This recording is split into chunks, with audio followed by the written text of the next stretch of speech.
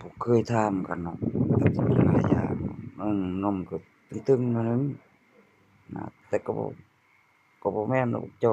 มาลูกกับเขานั้นแต่ว่าเขาเทียมเอาเจ้าผู้เจ้าอะนะมานั่นหนึ่งแล้วก็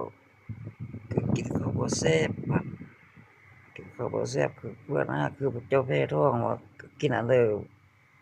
พวกเจ้าบ่มักแบบว่าแพ้ลูกแพ้อันกับท้องนี่คือว่าค่ำๆมันว่ามันอัน บ่หมดให้หยังเขาว่าจักใหญ่ๆตุ้นๆเขาว่าแต่คันน้อยหนึ่งยุบๆยิบๆอันนั้นน่ะเพราะว่าคันคนเคยมาลูกเนี่ยรู้เนาะอันนั้นเขาก็สิเว้าแต่จริงอันนั้น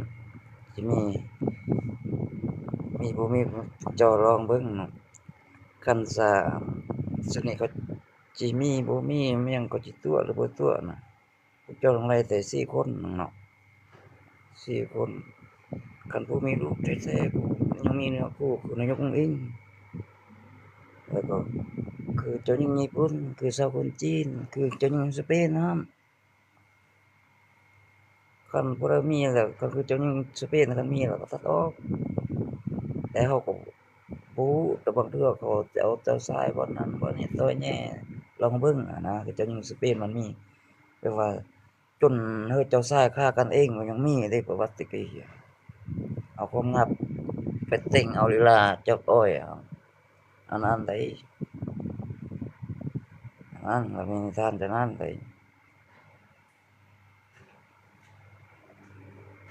ก็คืออุ้งอิงอาจจะรู้แล้วแต่ยามเอามะม่วงมานำเอาช่วง